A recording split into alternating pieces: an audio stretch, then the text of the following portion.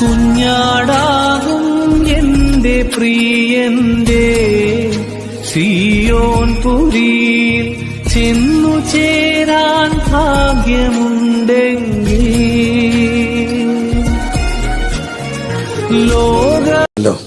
ആദിയില് ദൈവം, ആദിയിൽ ദൈവത്തിന്റെ വചനം. 3 ദൈവത്തിന്റെ പരിശുദ്ധാത്മാവ്. അതിലിട്ട് സൂക്ഷിച്ചു, അതിരുകളെ വിശാലമാക്കി. അപ്പം തന്നെ നമ്മൾ ചെയ്യേണ്ടത് അതിരുകൾ ലംഘിക്കരുത്. അപ്പം തന്നെ ദൈവത്തിന് എന്തിടരുത്? അതിര് ഇടരുത്. വീണ്ടും നാം ചിന്തിച്ചു, ദൈവം തൻ്റെ സ്വരൂപത്തിൽ മനുഷ്യനെ സൃഷ്ടിച്ചു. സ്വരൂപ ബന്ധമാണ്. മനുഷ്യൻ എന്ന് പറയുന്നത് എന്താണ്? ബന്ധമാണ്. Person is all about relationship. വ്യക്തി എന്ന് പറയുന്നത് ബന്ധമാണ്. ദൈവം മനുഷ്യനൊരു തുണയായിട്ട് കൊടുത്തു, തക്ക തുണ. അവൻ ഒറ്റയ്ക്കിരിക്കുന്നത് നന്നല്ല, ഏകനായിട്ടിരിക്കുന്നത് നന്നല്ലെന്ന് കണ്ടിട്ട് ദൈവം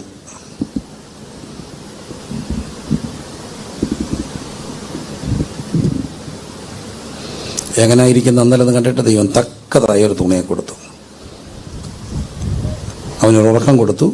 അപ്പം നമ്മളോട് കണ്ടു, ദൈവം ആദമിന് ആരെ കൊടുത്തു? ഹവ്വയെ കൊടുത്തു. ആദം എടുത്തോ? കൊടുത്തോ?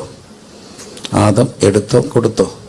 കൊടുത്തു. അപ്പോൾ നമ്മളോട് അവിടെ ഒരു ദൂതുണ്ട്, ഒരിക്കലും പോയി എന്ത് ചെയ്യരുത്? എടുക്കരുത്. ദൈവം തരാൻ വേണ്ടി കാത്തിരിക്കണം, പോയി എടുക്കരുത്. എടുത്താൽ തെറ്റാണെന്ന് നമുക്ക് പറയാനൊക്കത്തില്ല. പക്ഷെ ഒരു കാര്യം എപ്പോഴും ഓർക്കപ്പെടണം, നമ്മുടെ ചോയ്സുകൾ തെറ്റാം, പക്ഷേ തമ്പുരാൻ തന്ന തെറ്റത്തില്ല. ഈ പ്രേമവിവാഹത്തിന് നമുക്കിപ്പം പ്രേമിക്കരുതെന്നും പറയാൻ നോക്കത്തില്ല, പ്രേമം തോന്നത്തരുതെന്നും പറയാനൊക്കത്തില്ല. ഞാൻ പലപ്പോഴും പിള്ളേരോടൊക്കെ പറയുന്ന കാര്യമുണ്ട്, ഒരിക്കൽ പോലും ഒരു പ്രേമം ഒന്നും തോന്നിയിട്ടില്ലെങ്കിൽ ആശുപത്രി കൊണ്ടുപോകണം. ഒന്നും തോന്നാത്ത പിള്ളേരെ പിടിച്ച് ദൈവത്തെ ഓർത്ത് കെട്ടിക്കരുത്. ഇടയ്ക്കൊരു പെങ്കൊച്ചിൻ്റെ കല്യാണം കഴിഞ്ഞപ്പോൾ അവൾ ഭർത്താവിനോട് പറഞ്ഞു, ഞാൻ ക്രിസ്തു എന്ന ഏക പുരുഷനെ നിർമ്മല കന്യക എന്നെ തുടരുമെന്ന് പറഞ്ഞു. അപ്പോൾ അങ്ങനെ ഒന്നും തോന്നാത്തവരെ പിടിച്ച് കെട്ടിക്കരുത്, വെറുതെ കൊച്ചുങ്ങളെ വലയ്ക്കരുത്. പക്ഷേ അവിടെ എല്ലാം നമ്മൾ ഓർക്കപ്പെടേണ്ട ഒരു കാര്യമുണ്ട്. നമ്മൾ ഈ പിള്ളേർ പ്രേമിച്ചൊക്കെ വീട്ടിൽ നിന്നൊക്കെ ഇറങ്ങിപ്പോയി കെട്ടിയാലേ എന്തെങ്കിലും പ്രശ്നം വരുമ്പോൾ അവരനുഭവിക്കുന്ന ഒരു കുഴപ്പമുണ്ട്. ആരോട് പറയാൻ മടിയാ? വീട്ടുകാരോട്. അപ്പോൾ അവർ പറയും, നീയായിട്ട് എന്ത് ചെയ്താ? ഞാൻ എല്ലാ മക്കളോടും പറയുന്ന ഒരു കാര്യമുണ്ട്, കല്യാണത്തിന് മുമ്പ് ഒരു 21 7 അങ്ങ് ഉപവസിക്കണം. 21 ഇരുന്നാലും കുഴപ്പമൊന്നുമില്ല. ഏതായാലും ഒരു കാര്യം ഉറപ്പാണ്, കുറച്ച് കഴിഞ്ഞാൽ പിന്നെ ഉപവസിക്കാൻ ഒക്കത്തില്ല. ഉപവസിച്ചാലും ഇല്ലെങ്കിലും ഒരു 40-50 ഒക്കെ ആയാൽ BP ഒരു മരുന്നോ അല്ല പിന്നെ അതുപോലെ വിഗറസായിട്ട് എക്സസൈസൊക്കെ ചെയ്യുകയും സ്റ്റാർച്ച് കുറച്ച് ചില പ്രോട്ടീൻ കൂട്ടി അപ്പം കിഡ്നി അടിച്ചു പോയി എന്താ വേണ്ട എന്തോ ചെയ്താലും സൈഡ് എഫക്റ്റ് ഉണ്ട്. അങ്ങനെ ഈ കീറ്റോ ചെയ്ത ഒത്തിരി പേർക്ക് കിഡ്നിക്ക് പ്രശ്നമുണ്ടായി. അവരെല്ലാം ഫാറ്റ് ഒട്ടും അല്ല അന്നജം സ്റ്റാർച്ച് ഒട്ടും ഇല്ലാതെ പ്രോട്ടീനും ഫാറ്റും തന്നെ കഴിച്ച് അതും പ്രശ്നമാണ്. ഈ മനുഷ്യർക്ക് എല്ലാം വേണം, സമ്മിശ്രമായിട്ടെല്ലാം വേണം. അതുകൊണ്ടാണ് ദൈവം കാക്കയ്ക്ക് ഏലിയാവിന് എന്തോ കൊടുത്തു? അപ്പത്തിനകത്ത് എന്തോ ഉണ്ട്? കാർബോ ഉണ്ട് അല്ലേ? ഇറച്ചിക്കകത്ത് എന്തോ ഉണ്ട്? പ്രോട്ടീനുണ്ട്. അപ്പം കാർബോയും കൊടുത്തു, പ്രോട്ടീനും കൊടുത്തു. പക്ഷേ എത്ര നേരമാണ് കൊടുത്തേ? 2 നേരം കൊടുത്തു. 2 ടൈം മീൽ മതി, അത്രയും മതി. അതുകൊണ്ടെങ്കിലും മനുഷ്യരെ ജീവിച്ചൊക്കെ പോകും. ഭക്ഷണങ്ങൾ ഒത്തിരി നാളായിട്ട് 1 നേരമാണ് കഴിക്കുന്നത്. 1 നേരം മതി, 2 നേരം മാക്സിമം മതി എന്നുള്ളതാണ്. വിശന്നിട്ട് വേണം കഴിക്കാൻ. അപ്പം ഇതെന്തോ ചെയ്താലും അതിൻ്റെ സൈഡ് എഫക്റ്റൊക്കെ എന്ത് ചെയ്യാം? ഉണ്ടാക്കാം. ഞാൻ പറഞ്ഞു വന്ന താല്പര്യം, ഉപവസിച്ചാലും ഉപവസിച്ചില്ലെങ്കിലും നാളുകളിൽ എന്തെങ്കിലുമൊക്കെ പ്രശ്നം. അപ്പോൾ ഉപവസിക്കാവുന്ന പ്രായത്തിൽ എന്ത് ചെയ്യണം? ഉപവസിക്കണം. ഒരു 21 ഒരു 40 ഒക്കെ അങ്ങിരിക്കണം. എന്നിട്ട് അങ്ങ് കെട്ടണം. എന്തെങ്കിലും പ്രശ്നം വന്നാൽ കത്താണ്ട് പറയണം, ഞാൻ 21 ഇരുന്ന് ദൈവം തന്നതിനെ കെട്ടിയതാണ്, മര്യാദയ്ക്ക് വേണമെങ്കിൽ ശരിയാക്കാൻ പറയും. തമ്പുരാൻ ഇറങ്ങി വന്ന് അവനെ ഓട്ടച്ച് ശരിയാക്കി തരും, അല്ലെ അവളെ ശരിയാക്കി തരും. കാരണം ആര് തന്ന? ദൈവം തന്ന. റെസ്പോൺസിബിലിറ്റി ആരുടേതാകും? ദൈവത്തിൻ്റെ ആകും. അപ്പം എടുക്കുന്നതിനും നല്ലത് ദൈവം തരുന്നത് സ്വീകരിക്കുന്നതാണ്. അങ്ങനെ ഇവരെ സ്വീകരിച്ചു. അപ്പം ദൈവം പറഞ്ഞു, പുരുഷന് അപ്പനെയും അമ്മയും വിട്ട് ഭാര്യയോട് പറ്റിച്ചേരും, ഇരുവരും ഒരു ദേഹമായി തീരും. അവിടെയാണ് ആ മർമ്മം നമ്മൾ കണ്ടത്. ഓർമ്മയുണ്ടല്ലോ? കണ്ടു. അത് 2-ാം അധ്യായത്തിലാണ്. 2-ാം അധ്യായത്തിൻ്റെ 25-ാമത്തെ വാക്യം. ഉൽപ്പത്തി പുസ്തകം 2:25.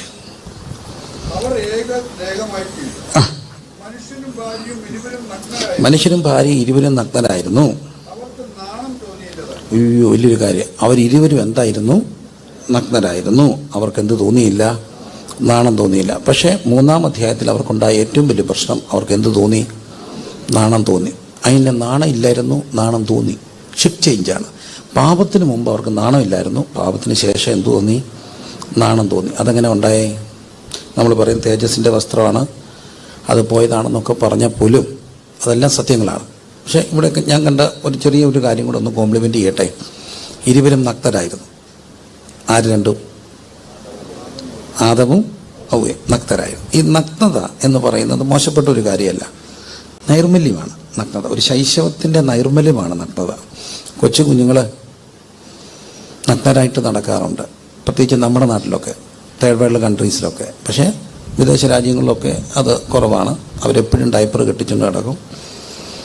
അവർക്ക് ഡയപ്പർ മേടിക്കാൻ കാശുണ്ട്. ഡയപ്പർ മേടിക്കാൻ കാശില്ലാത്തവരെന്തോ ചെയ്യും? ബൈ ദ വേ, ഡയപ്പർ എന്ന് പറയുമ്പോൾ ഞാൻ ഒരു കാര്യം പറയാറുണ്ട്. ഈ every family has A bracket period. എല്ലാ കുടുംബത്തിനും ഒരു ചെറിയ ബ്രാക്കറ്റ് പീരീഡ് ഉണ്ട്. ഇപ്പോൾ ഈ പിള്ളേരൊന്നും കല്യാണം കഴിക്കാൻ താമസിക്കുകയാണ്. 30 വയസ്സ് 35 വയസ്സ്. ഇപ്പോൾ ഇവരോട് ഈ കെട്ടുണ്ടെന്ന് പറഞ്ഞാൽ അവർ കെട്ടെന്ന് പറഞ്ഞാൽ ഇവർ പറയുന്നൊരു കാര്യമുണ്ട്, സെറ്റിലായിട്ട് എന്ത് ചെയ്യണം, എല്ലാം ഒന്ന് സെറ്റിലായി, ജോലിയൊക്കെ കിട്ടി, എല്ലാം സെറ്റിലായിട്ട് വേണം എന്ത് ചെയ്യാൻ, കെട്ടാൻ. സെറ്റിലായി കെട്ടിയ ഒരാളുടെ പേര് പറയോ?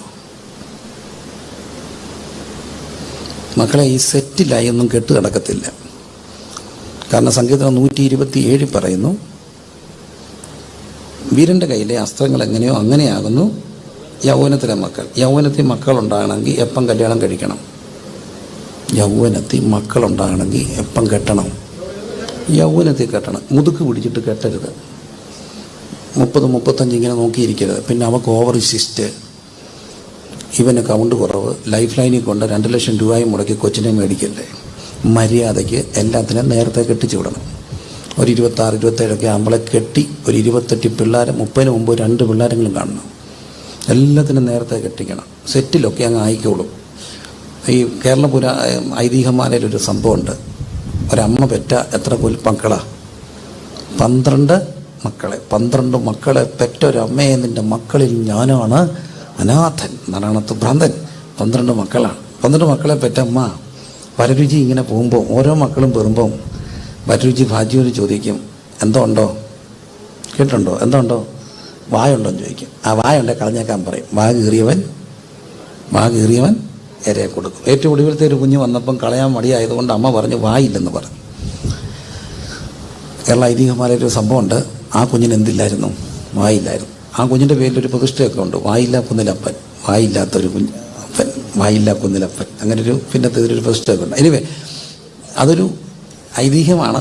അതിനൊത്തിരി സാമൂഹ്യമായ മാനങ്ങളുണ്ട്. എന്ന് പറഞ്ഞാൽ ജാതി വ്യവസ്ഥത കൊടുമ്പിരി കൊണ്ടപ്പോഴാണ് ഇങ്ങനെയൊരു കഥയൊക്കെ ഉണ്ടായത്. അമ്മ ഒരു ഷെഡ്യൂൾഡായിട്ടുള്ള ഒരു മതവിഭാഗത്തിൽപ്പെട്ടവരാണ്. ജനിക്കുന്ന ഓരോ കുഞ്ഞുങ്ങളെ ആരെടുത്ത് വളർത്തിയോ അവരതായിട്ട് വളർന്നു. മുക്കവരെടുത്തവർ മുക്കരായി, ബ്രാഹ്മണെടുത്തവൻ ബ്രാഹ്മണനായി. ഈ സംഭവം ഇത്രയേ ഉള്ളൂ. എല്ലാം ഒന്നമ്മയുടെ മക്കളാണെന്ന് പറയാൻ വേണ്ടിയുള്ള കഥാസമാഹാരങ്ങളാണ്. ഈ കഥകൾക്കെല്ലാം പിന്നിലൊരു സോഷ്യൽ റിയാലിറ്റി ഉണ്ട്. സോഷ്യൽ റിയാലിറ്റി എന്നാണ് ഈ കഥ എഴുതുന്നത്. തകഴി ചെമ്മീനൊക്കെ എഴുതുമ്പോൾ അതിന് ആ ഒരു സാമൂഹ്യ പശ്ചാത്തലം ഉണ്ടായിരുന്നു. പക്ഷേ ഇന്ന് വരുന്ന നോവലുകൾക്ക് ഇന്നിൻ്റെ പശ്ചാത്തലങ്ങളാണ്. ഒരു സമയത്ത് ഇന്നിൻ്റെ പശ്ചാത്തലം ഫോണും ബഹളവും ബൈക്കും ഒക്കെ പശ്ചാത്തലങ്ങളാണ്. പക്ഷേ ഖസാക്കിൻ്റെ ഇതിഹാസത്തിൽ മറ്റൊരു പശ്ചാത്തലമായിരുന്നു. അപ്പം ഓരോ പശ്ചാത്തലങ്ങളുടെയും ആ സ്പന്ദനങ്ങളാണ് കഥകളെന്നൊക്കെ പറയാം.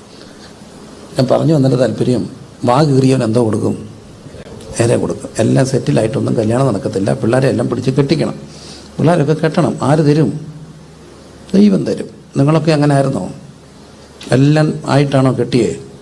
ഓ, ആണോ? അല്ല. എല്ലാം കെട്ടിയിട്ട് എല്ലാം ആയിട്ടാണോ കെട്ടിയേ? അല്ല. പെരയെല്ലാം ഉണ്ടായിട്ടാണോ വീട് കെട്ടിയത്? അല്ല. കെട്ടിയപ്പോൾ എന്തോ കിട്ടി? പിള്ളേരൊക്കെ ആയപ്പം ദൈവം എന്തോ തന്നു? അതല്ല എൻ്റെ സത്യം. അതല്ല എൻ്റെ സത്യം. ഇതെല്ലാം അങ്ങ് മാറും. ഞാൻ ഒന്ന് പറഞ്ഞു പോവാ. ഈ മനുഷ്യൻ്റെ, അപ്പം എനിക്ക് ആദ്യം ഒരു മോളായിരുന്നു. ഞാൻ പട്ടിണിയൊന്നും കിടന്നിട്ടില്ല കേട്ടോ, ഉള്ള പറയണമല്ലോ. പട്ടിണി കിടന്നിട്ടില്ല. ദൈവത്തിൻ്റെ കൃപയാണ്. എന്നാലും ബുദ്ധിമുട്ടുകൾ ഒത്തിരി ഉണ്ടായിട്ടുണ്ട്, ഒത്തിരി ബുദ്ധിമുട്ടുകൾ ഉണ്ടായിട്ടുണ്ട്. അപ്പോൾ കല്യാണം കഴിഞ്ഞ സമയത്ത് പപ്പയുടെ കൂടെയാണ് നിൽക്കുന്നത്. പപ്പയുടെ നിൽക്കാൻ സത്യത്തിൽ പാടാണ്. കാരണം എൻ്റെ അപ്പ മിലിറ്ററിക്കാരനായിരുന്നു, മൂക്കിൻ്റെ അറ്റത്തായിരുന്നു ശുണ്ഠി. അപ്പം അതുകൊണ്ട് എല്ലാ ദേഷ്യവും എങ്ങോട്ടായിരിക്കും, ഇതെല്ലാം സഹിച്ച് നിൽക്കണ്ടേ കല്യാണം കഴിഞ്ഞ്. അതൊരു വിളിയുടെ ഭാഗമായിട്ട് നിന്നാണ്. അപ്പം പക്ഷേ അത് ദൈവം നിയോഗമായിരുന്നു, ട്രെയിനിങ്ങുമായിരുന്നു. എന്നാലും കല്യാണം കഴിഞ്ഞ് ഈ എല്ലാത്തിനും പോയി അപ്പനോട് ചോദിക്കാനോ പോവും ഇല്ല. മോളുണ്ടായി കഴിഞ്ഞപ്പോൾ ഈ ഡയപ്പറിന് ഭയങ്കര കാശല്ലേ. അപ്പം നമുക്ക് എപ്പോഴും ഡയപ്പർ മേടിക്കാൻ കാശ് കാണും. രാവിലെ ഒരു കല്യാണത്തിന് പോകണം, ഡയപ്പറില്ല, കാശില്ല. വലിയൊരു കല്യാണമാണ്. ഞങ്ങളൊരു പ്ലാസ്റ്റിക് ഷട്ടിക്കകത്ത് തുണിയൊക്കെ വെച്ചുകൊണ്ട് കൊച്ചിനെയും കൊണ്ട് ഒരു വലിയ ഹോട്ടലിൽ കല്യാണത്തിന് പോയി. അത് ഞങ്ങളൊരു അമേരിക്കൻ ആൻറ്റിയുടെ മോടെ കല്യാണമാണ്, വലിയ കല്യാണമാണ്, എല്ലാം അമേരിക്കക്കാരാണ്. കല്യാണത്തിന് ഞങ്ങൾ അവിടെ ഇരിക്കുമ്പോൾ ഈ കൊച്ചിന് വയറ്റിൽ നിന്ന് പോവുക, ടുടുടുടുന്ന് അങ്ങ് പോകാൻ തുടങ്ങി. അപ്പോൾ ഇവള് ബാത്റൂമിൽ വാഷ്റൂമിൽ പോകുന്നു. പിന്നെ കഷ്ടമല്ല, ഞാനും കൂടെ പോയി, രണ്ടുപേരും കൂടെ കൊച്ചിനെ പിടിച്ച് ഊരി പിന്നെ വെക്കുന്നു, ആ തുണി കഴുകി വെക്കുന്നു, അടുത്ത തുണി വെക്കുന്നു. ഇങ്ങനെ 2-3 വട്ടം പോയി വന്നപ്പോൾ ഞങ്ങളുടെ ഒരു ആൻറ്റി ഇത് കണ്ടു, ഞങ്ങളുടെ അമേരിക്കൻ ആൻറ്റി ഒരൊറ്റ ചാട്ടം എൻ്റെ അമ്മയോട്. ഇന്നത്തെ കാലത്ത് വല്ലൊരു പ്ലാസ്റ്റിക് ഷട്ടിക്കകത്ത് തുണിയും വെച്ചോണ്ട് നാണക്കേട്, ഒരു ഡയപ്പർ മേടിച്ചില്ല. അയ്യോ, എൻ്റെ അമ്മ അവിടെ നിന്നുകൊണ്ട് അങ്ങ് തുടങ്ങി. എല്ലാ അമ്മയും അങ്ങനെയൊക്കെയാണ്. ഈ അമ്മ എങ്ങനെ അമ്മായിമ്മയാണെന്നറിയാമോ? ലളിതമാണ്. എൻ്റെ അമ്മ പറഞ്ഞു, അയ്യോ എന്നോട് ചോദിച്ചാൽ ഞാൻ കൊടുക്കത്തില്ലയോ, പക്ഷെ അവർ ചോദിക്കുമോ, അവരെണ്ണം കൂടെ അല്ലയോ, അത്രയും പറഞ്ഞാൽ മതി, ഈസിയാണ്. ആര് അമ്മായിമ്മയാകും. സത്യമായിട്ട് മക്കളെ, ഒരു അമ്മയ്ക്ക് ഒരു മോനും ഒരു മോളും. ഇത് എന്നോട് സത്യമായിട്ട് പറഞ്ഞ കാര്യമാണ്. ആ മോടെ കല്യാണം കഴിഞ്ഞപ്പോൾ ഈ അമ്മ എന്നോട് പറയുക, എൻ്റെ മോനെ അവൾക്കൊന്നും അറിയത്തില്ല, വെക്കാരും അറിയത്തില്ല, എനിക്കറിയത്തില്ല, ഇവിടെ ഇങ്ങനെ വളർന്നല്ലയോ. അവനാണ് എല്ലാം അറിയാം കേട്ടോ. അവൻ കഞ്ഞി വെച്ച് കൊടുക്കും, കാപ്പി അനത്തി കൊടുക്കും, തുണി കഴുകി കൊടുക്കും, എന്ന് വേണ്ട അവനെല്ലാം ചെയ്യും. എൻ്റെ മോള് ഭാഗ്യവതിയാകാം, നല്ല ചെറുക്കനാ, എല്ലാം വെച്ചൊക്കെ കൊടുക്കും, ഭാഗ്യമതി. അത് കഴിഞ്ഞപ്പോൾ എൻ്റെ അച്ഛൻ മോൻ കെട്ടി. അല്ല, അപ്പം അവൻ ഈ അടുക്കള കയറും, കൂട്ടത്തിൽ നിൽക്കും, തുണി അലക്കുന്നിടത്ത് ഒലച്ച് കൊടുക്കും. എന്നോട് പറയുക, എൻ്റെ മോനെ പോലൊരു പെൺകോന്തൻ. അവൻ രാവിലെ അടുക്കള വന്നിരിക്കും, തുണി കഴുകുന്നിടത്ത് പോയി നിൽക്കും, പെൺകോന്തൻ വലച്ച്. മോളാരാ? ഭാഗ്യവതി. മോനാരാ? പെൺകോന്തൻ. ഇതാണ് ആര് തമ്മിലുള്ള വ്യത്യാസം? അമ്മയും തമ്മിലുള്ള വ്യത്യാസം. അപ്പം നിങ്ങൾ ചോദിക്കും, അമ്മായിമ്മയും മരുമോളും കൂടെ സ്നേഹമായിട്ട് ജീവിക്കുന്ന എവിടെയെങ്കിലും ഉണ്ടോ? എവിടെ? നമ്മുടെ വീട്ടിലുണ്ടായിരുന്നോ? സ്നേഹമായിരുന്നോ?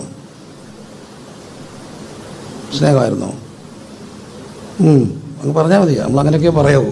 സ്നേഹത്തിൽ സത്യം സംസാരിക്കണേ. ഒറ്റയിടത്താണ് ബൈബിളിൽ അങ്ങനെ സ്നേഹമായിട്ട് കണ്ടിരുന്നത്. ആരാ? രൂത്തും.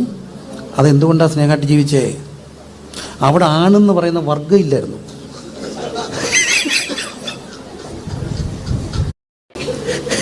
നവോമിയുടെ ഭർത്താവ് എടുത്തു. ഈ രൂത്തിൻ്റെ ഭർത്താവ് പോയിട്ട് നവോമിയുടെ ഭർത്താവ് ഉണ്ടായിരുന്നാലും പ്രശ്നമായനെ. എന്നാ ചോദിച്ചാൽ, ഈ അമ്മായിപ്പം ചെന്നിട്ട് ഈ വിധവയായി മരുമോൾ എടുക്ക ചെന്നിട്ട്, മോളെ നീ കഴിച്ചോടി, മോളെ നീ അങ്ങ് ക്ഷീണിച്ചല്ലോടി എന്ന് പറഞ്ഞാൽ എന്നെ നോക്കാൻ നേരമില്ല. അയാള് ആര് പറഞ്ഞേനെ? നവോമി പറഞ്ഞേനെ. ഇനി നവോമി വിധവയായിട്ട് രൂത്തും ഭർത്താവും മാത്രമേ ഉള്ളെങ്കിൽ പറഞ്ഞേനെ, എന്തോ ചെയ്യാനാ, ബേത്ലഹേമിൽ നിന്ന് പോരുകയും ചെയ്തു, മോവാബി വന്ന് അടിമയായിപ്പോയി, എന്നെ അങ്ങ് എടുത്തോടെ എന്ന് പറഞ്ഞു. അവിടെ സ്നേഹമായിട്ട് ജീവിച്ചത് ആണെന്ന് പറയുന്ന വർഗ്ഗം ഇല്ലായിരുന്നു. ഈ വർഗമാണ് ഇവരെ തമ്മിൽ എന്ത് ചെയ്യുന്നത്? തെറ്റിക്കുന്നത്. സത്യമല്ലേ? ഈ വർഗമാണ് തെറ്റുന്നത്. എൻ്റെ മോനെ അവള് അങ്ങ് വശീകരിച്ചു. എന്നാൽ മരുമോൾ എന്താ പറയുക, എന്താ പിന്നെ കെട്ടിക്കഴാതെ അങ്ങ് പൊന്നുപോലെ വെച്ചോണ്ടിരുന്നാൽ പോരായിരുന്നു. തൃശ്ശൂരും പറയും ഇതല്ല, ഇച്ചിവിടെ നീട്ടിയും കുറിക്കും പറയുന്നുള്ളൂ അല്ലേ? ആണുണ്ടോ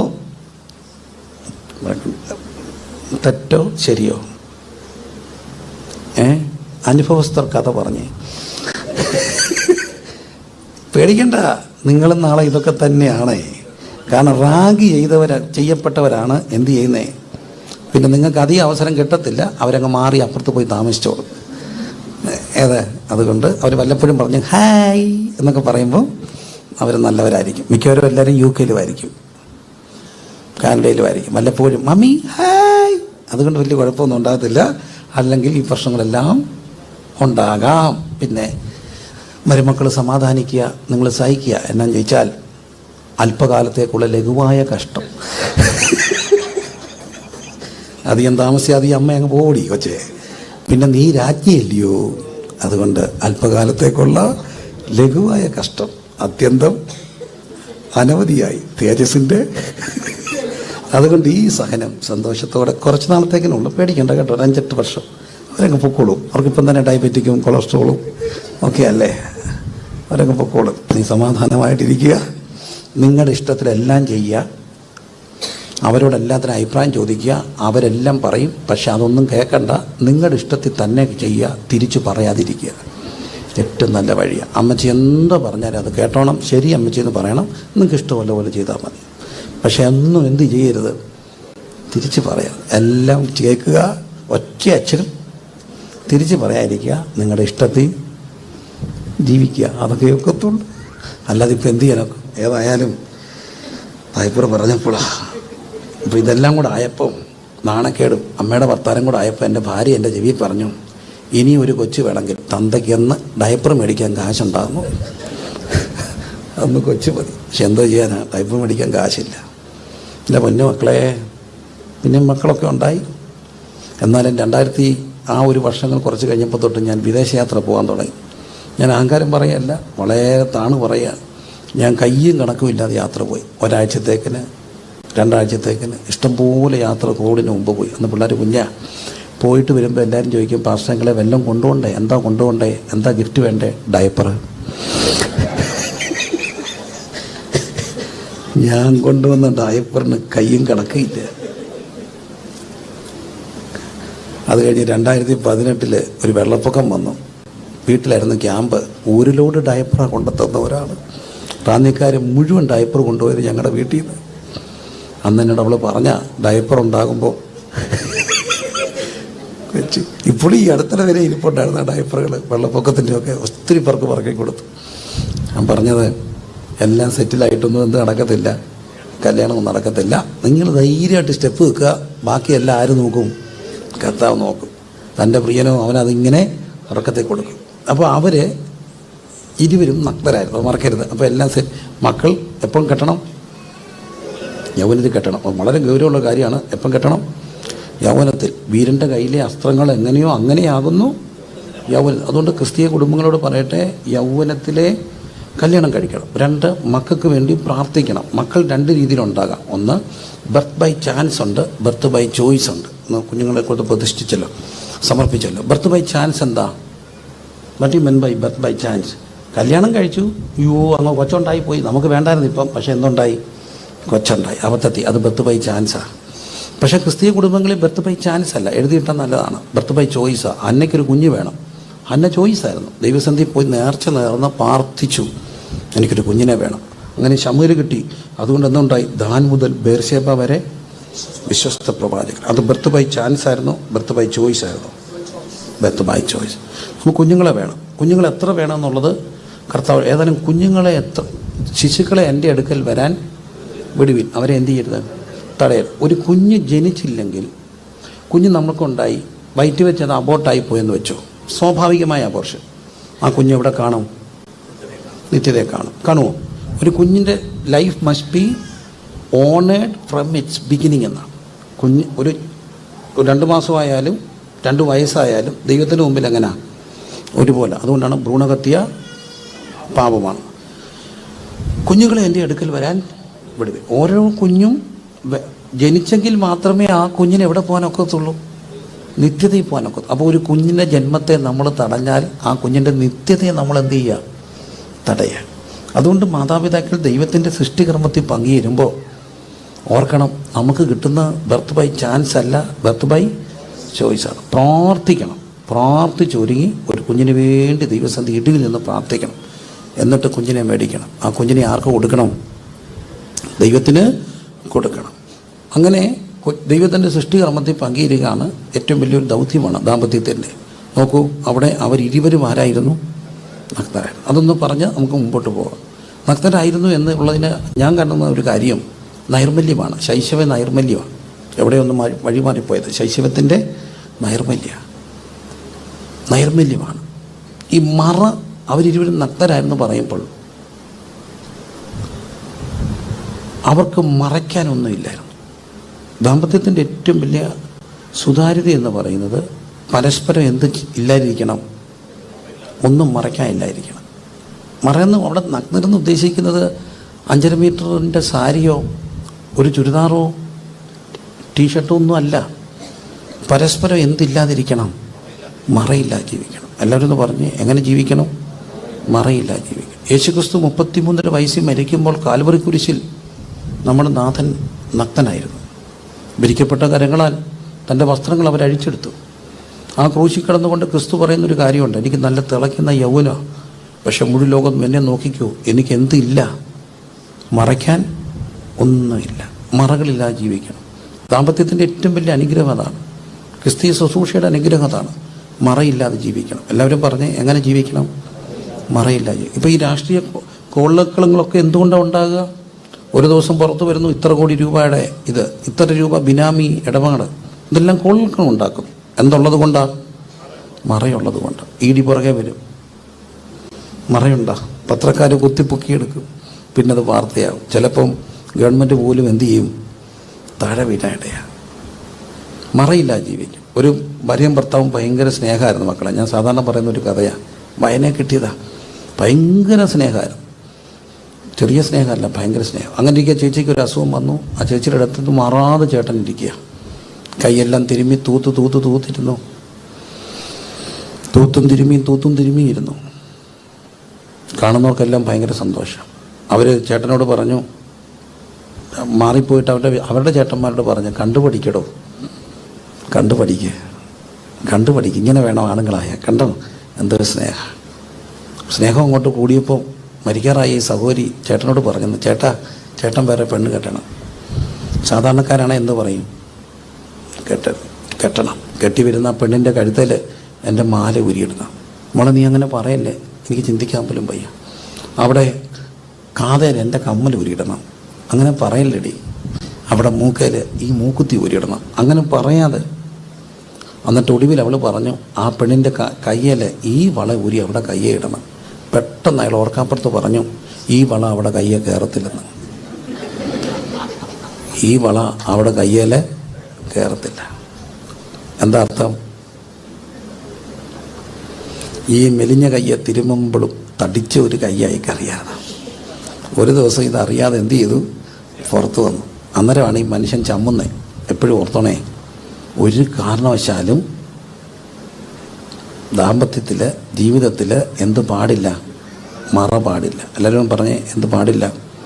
മറ പാടില്ല. കഴിവതും ഒരു കോൾ ഹിസ്റ്ററി, ഒരു മെസ്സേജ് ഡിലീറ്റ് ചെയ്യാനില്ലാത്ത പോലെ ജീവിക്കണം.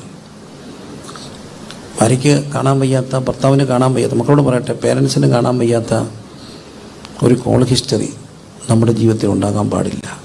ഡിലീറ്റ് ചെയ്യേണ്ട ഒന്നും ഉണ്ടാകാൻ പാടില്ല. കാരണം എത്ര ഡിലീറ്റ് ചെയ്താലും ഇതെല്ലാം മേളി അക്കൗണ്ട് ആകുന്നുണ്ട്. അതൊരു ദിവസം വെളിപ്പെട്ട് വരും. പ്രാർത്ഥിക്കണേ, എങ്ങനെ ജീവിക്കണം? മറയില്ലാതെ ജീവിക്കണം. കര ഉയർത്തി പ്രാർത്ഥിച്ച് മറയില്ലാതെ ഒന്നിനും മറയില്ലാതെ ജീവിക്കണം. സാമ്പത്തിക കാര്യത്തിലാണെങ്കിലും ദാമ്പത്യ കാര്യത്തിലാണെങ്കിലും. കുഞ്ഞുങ്ങളെ കോളേജിൽ പോയിട്ടൊക്കെ വരുമ്പോൾ നീ എവിടെ ആയിരുന്നെങ്കിലും ചോദിച്ച 10 കള്ളം പറയാനിടയാകരുത്. എത്ര കള്ളം പറഞ്ഞാലും ഒരു ദിവസം പുറത്ത് വരത്തില്ലേ? കള്ളങ്ങളില്ലാതെ ജീവിക്കാൻ പ്രാർത്ഥിക്കണം. അവർ ഇരുവരും ആരായിരുന്നു?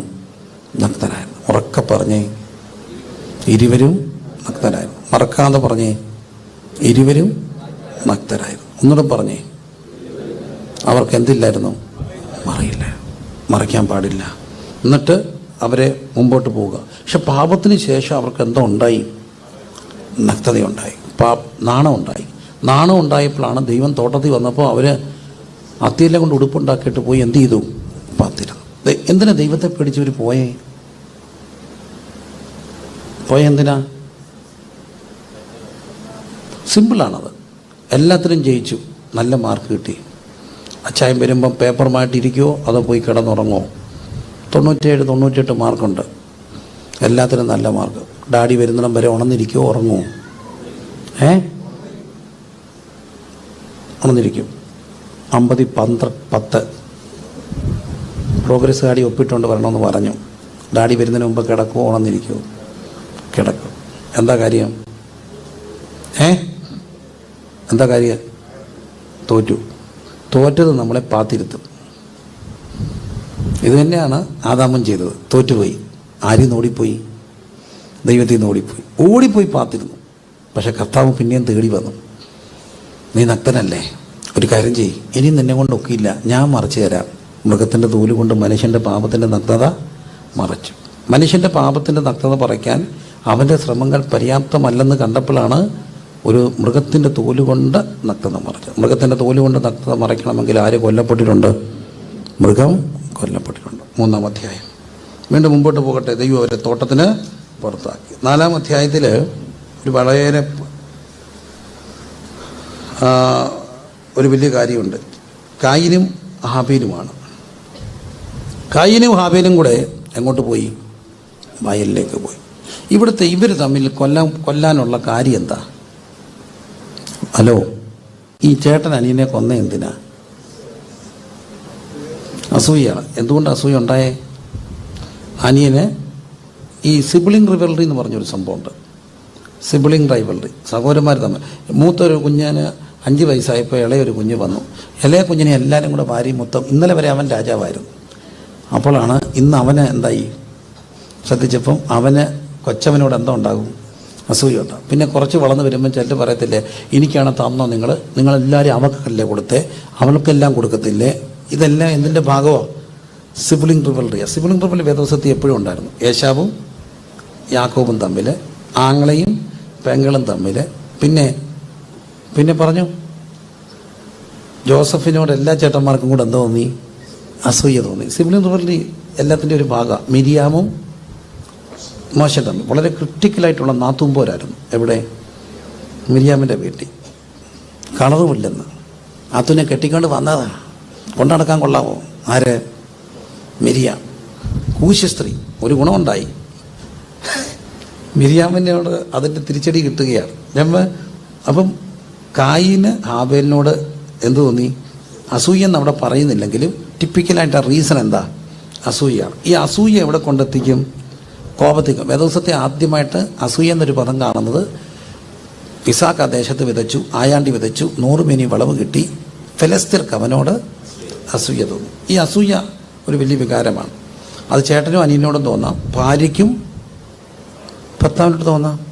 നല്ലൊരു പാട്ടുകാരനും പാട്ടുകാരത്തിയും ഉണ്ടായിരുന്നു. പുള്ളിക്കാരത്തി ഭയങ്കര പാട്ടുകാരത്തിയായിരുന്നു. അപ്പോൾ ആൾക്കാർ വന്ന് പറയാം, ചേച്ചിയും കൊണ്ട് ഒരു പാട്ടുകൂടെ പാടിക്കാൻ പറഞ്ഞാൽ അന്ന് അയാൾ അവിടെ അടിക്കുമായിരുന്നു. മനുഷ്യൻ്റെ മനസ്സ് ഭയങ്കരമാണ്, കോംപ്ലക്സാണ്. അപ്പം അസൂയാണ്. പക്ഷേ ഈ അസൂയ ഉണ്ടാകാനുള്ള കാരണം ആരാധനയാണ്. ആരാധനയിൽ പ്രശ്നം ഉണ്ടായപ്പോൾ കായീൻ ആരെ കൊന്നു? ആബേലിനെ കൊന്നു. ഇന്നും ലോകത്ത് ഏറ്റവും കൂടുതൽ കൊലപാതകം നടക്കുന്ന എന്തിൻ്റെ പേരില്ല? ആരാധന പേരില്ല. പക്ഷെ അതിന് ദൈവിക സന്ദേശം അവിടെ ഉണ്ട്. ചേട്ടൻ അനിയനെ കൊല്ലുകയാണ്. ഇസ്ലാം ക്രിസ്ത്യനെ കൊന്നാലും, ഹിന്ദു മുസ്ലിമിനെ കൊന്നാലും, ഇസ്ലാം ഹിന്ദുവിനെ കൊന്നാലും, സിഖുകാരനെ കൊന്നാലും സത്യത്തിൽ വേദപുസ്തകം കൊടുക്കുന്ന സന്ദേശം ചേട്ടൻ ആരെ കൊല്ലുക? അനിയനെ കൊല്ലുക. കായീനും ഹാബേലും കൂടെ പോയി. എന്നിട്ട് ഹാബേലിനെ പറഞ്ഞു, നമുക്ക് എങ്ങോട്ട് പോകാം? ഞാനത് വായിച്ച് ഒത്തിരി വട്ടം കരഞ്ഞിട്ടുണ്ട്. എനിക്ക് ഭയങ്കര സങ്കടം തോന്നിയിട്ടുണ്ട്. നിങ്ങൾ വേദപുസ്തകം ഇങ്ങനെ വായിക്കണം. ഒരു ചേട്ടൻ പറഞ്ഞു, ചേട്ടൻ മാമ വന്ന് അനിയൻ മാമയോട് പറഞ്ഞു, എടാ നമുക്ക് പോവാം. ഈ ചേട്ടനും അനിയൻ്റെ കയ്യെ പിടിച്ചുകൊണ്ട് അനിയൻ പോകുമ്പോൾ ലോകത്തിലെ ഏറ്റവും വലിയൊരു സംരക്ഷണമാണ്. കാരണം അവൻ്റെ കൂടെ ആരുണ്ട്? ചേട്ടനുണ്ട്. നിങ്ങൾ ഉറങ്ങാതിരിക്കണേ. ഈ ഉറങ്ങാൻ തോന്നുന്നവർ ഒന്ന് എഴുന്നേക്കുവോ, ഒന്ന് മുരിവിടുകയോ, അല്ലെങ്കിൽ ഒന്ന് പിച്ചുവോ, അടുത്തിരിക്കുന്ന ആളെയല്ല നിങ്ങളെ തന്നെ ഒന്ന് പിച്ചുവോ ഒക്കെ ചെയ്യണം. ഈ നല്ല ഈ കാറ്റും AC ഒക്കെ വരുമ്പോൾ സ്വാഭാവികമായിട്ട് എന്ത് ചെയ്യാം? ഉറക്കം വരാം. പിന്നെ ഒരു പോരാട്ടമുണ്ട്, എപ്പോൾ യോഗത്തിരുന്നാലും ഉറക്കം വരിക. അതൊരു പോരാട്ടം കൂടെ കേട്ടോ. കാരണം നിങ്ങൾക്ക് ഒരിക്കലും വചനം കേൾക്കാനൊക്കത്തില്ല, പ്രാർത്ഥിക്കണം. വല്ലപ്പോഴും അല്ല, സ്ഥിരം ഉറങ്ങുകയാണെങ്കിൽ അതിനെ ഉപയോഗിച്ച് ജയം നേടണം. അപൂർവമായി ഒരു ദിവസം ഉറങ്ങിയാൽ പോരാട്ടമെന്ന് ഞാൻ പറയത്തില്ല. പക്ഷെ സ്ഥിരമായിട്ടങ്ങ് ഉറങ്ങുകയാണെങ്കിൽ അത് ഉപയോഗിച്ച് മാറ്റിയൊക്കത്തുള്ളൂ. അതൊരു ചെറിയ കാര്യമല്ല, അത് അപകടകരമാണ്. അപ്പം ചേട്ടനും അനിയനും കൂടെ പോവുക. ഏറ്റവും കൂടുതൽ സുരക്ഷിതത്വം അനുഭവിക്കുന്ന എപ്പോഴാണ്? ചേട്ടനും കൂടെ പോകും. ആണോ? എൻ്റെ അപ്പ എന്നോട് പറഞ്ഞിട്ടുള്ളൊരു കാര്യമുണ്ടേ. ഇവർ ചേട്ടനും അനിയനും ഉണ്ടായിരുന്നു. അപ്പോൾ ഇവർ തോട്ടത്തിലൊക്കെ ജീവിച്ചവരാ. തോട്ടം ലൈഫായിരുന്നു. എന്നും വഴക്കം വല്ലും ഒക്കെ ഉള്ള ലൈഫ്. അപ്പോൾ ഈ എല്ലാം കൂടെ കള്ളു കുടിക്കാൻ പോകും. കുറേ കൂട്ടുകാരും കൂട്ടി പോകും. ഈ കള്ളുകാരൻ ഇവരാണ് കൊണ്ടുപോകുന്നത്. കള്ള് കുടിക്കാൻ വേണ്ടി ചേട്ടനും അനിയനും കൂടെ പോകുമ്പോൾ ഇവർ തമ്മിലൊരു എഗ്രിമെൻ്റ് ഉണ്ടായിരുന്നു. ഒരു പ്രാവശ്യം ചേട്ടനാണ് നിൽക്കുന്നതെങ്കിൽ ആദ്യം ചെല്ലുമ്പോൾ ഒരു ശകലം കൊടുത്തിട്ട് പറയും മാറിയിരുന്നോളെ. അന്ന് അനിയൻ കുടിയിച്ച് അങ്ങ് പെടുക്കും. അടുത്ത ദിവസം അനിയൻ ഇച്ചിരി കൊടുത്തിട്ട് മാറ്റിയിരുത്തും. ചേട്ടന് നല്ലപോലെ അടിക്കും. അത് കണ്ടീഷൻ ഇത്രയേ ഉള്ളൂ. ഏറ്റവും ഒടുവിൽ കള്ള് ഷാപ്പിലൊരു അടിയുണ്ടാവും. അപ്പോൾ ഒറ്റ ഒരുത്തം കുടിക്കാതിരുന്നാൽ ഈ ചേട്ടനെയും ബാക്കിയുള്ളവരെയും രക്ഷിക്കാൻ ഒരാൾ നിന്നാൽ മതി. ഒട്ടുപോയൊക്കെ ഒരു എന്നൊക്കെ പറഞ്ഞ് നിന്നാൽ ഒരുത്തം കുടിക്കാതിരിക്കും. അവർക്കറിയാം ബാക്കി കൂട്ടുകാരെ കുടിപ്പിക്കാതിരുന്ന അവന്മാർ ഓടും. പക്ഷേ ചേട്ടനും അനിയനും ആണെങ്കിൽ കൊണ്ട എന്ത് ചെയ്യത്തുള്ളൂ? പോത്തുള്ളൂ. അത്ര വലിയൊരു ബന്ധമാണ് ആര് തമ്മി? ചേട്ടൻ. ഒരു ചേട്ടൻ ഇവിടെ ഇരിപ്പുണ്ട്, എൻ്റെ മൂത്ത ചേട്ടൻ മോന്. അവൻ്റെ അനിയനുണ്ടായിരുന്നു.